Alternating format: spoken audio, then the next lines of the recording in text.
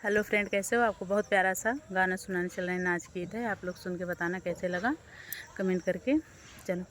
सासु पनिया कैसे भर हम जाई नगरी, सासु पनिया भर कैसे हम जाई नगरी। एक तो बाटे मोरे बाली उमरिया हो, एक तो बाटे मोरे बाली उमरिया, कहीं लग न जाई हो, कहीं लग न जाई हो हमरी चोटिया हो, कहीं लग न जाई हो। सासु कैसे जाई पनिया हो, पनिया नगरी कैसे जाई हम पनिया हो, पनिया नगरी।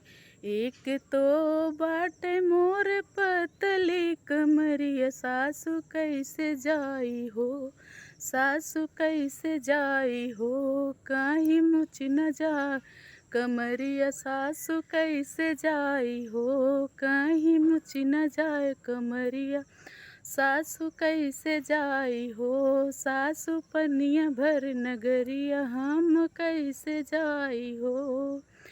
एक तो बाटे हम पिया के दुलारी, सासु कैसे जाई हो, सासु कैसे जाई हो इनके छोड़ के नगरिया, सासु कैसे जाई हो इनके छोड़ के नगरिया, सासु कैसे जाई हो। सासु पनिया भर नगरिया हम कैसे जाई हो, सासु पनिया भर नगरिया हम कैसे जाई हो। ओके फ्रेंड, आप लोग सुन के बताना कैसे लगा, लाइक कमेंट सब्सक्राइब ज़रूर करना। Bye by.